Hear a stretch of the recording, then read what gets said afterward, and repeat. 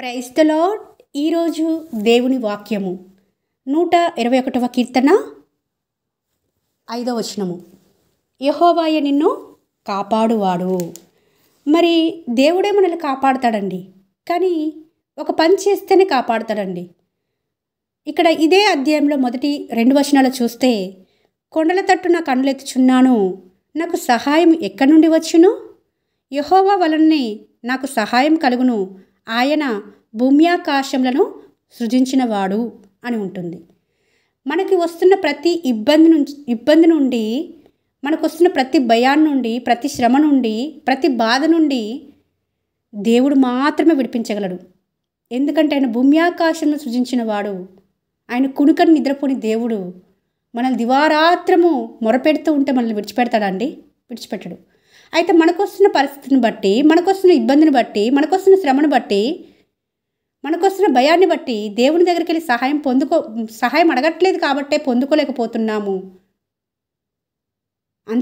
అంతేకాని దేవుడైతే మనల్ని విడిచిపెట్టలేదండి. యెహోవాయే కాపాడువాడని మనం ఎన్నోసార్లు ఈ వాక్యం చదువుతూ ఉంటాం, కానీ సహాయం కొరకు మనుషుల దగ్గరికి వెళ్తున్నామా? దేవుని దగ్గరికి వెళ్తున్నామా? మనస్ఫూర్తిగా దేవునికి ప్రార్థన చేయగలుగుతున్నామా?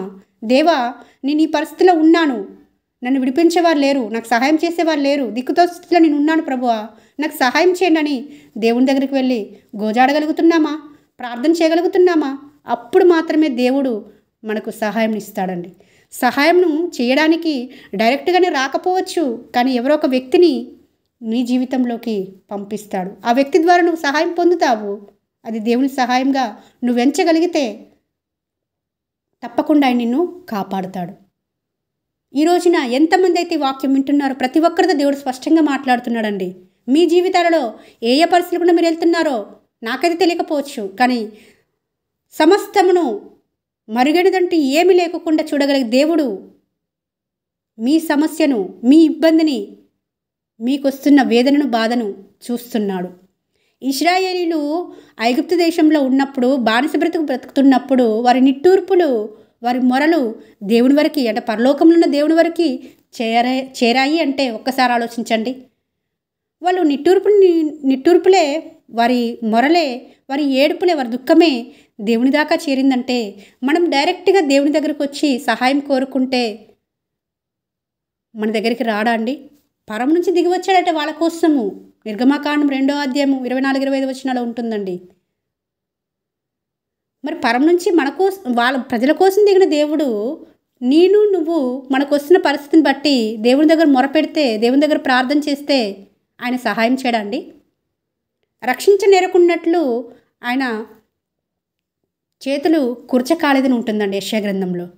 విననేరకున్నట్లు ఆయన చెవులు మందం కాలేదని ఉంటుంది. మనకు వస్తున్న పరిస్థితిని బట్టి మనుషుల వైపు చూచి మనుషుల సహాయం కోరుకుంటాం, కానీ అబాసు పాలవుతాము, ఎగతాళి గురి చేయబడతాము. వారి సహాయం చేయకపోగా మనల్ని హేళన చేస్తూ ఉంటారు. అయితే ఈ రోజున ఈ వాక్యం వింటున్న ప్రతి ఒక్కరితో దేవుడు స్పష్టంగా మాట్లాడుతున్నాడు. యెహోవాయే నీకు సహాయం చేయవాడు, నిన్ను కాపాడేవాడు.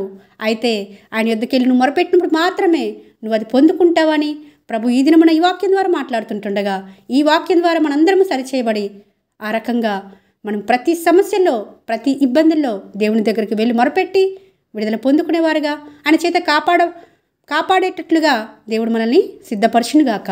ఆమేన్.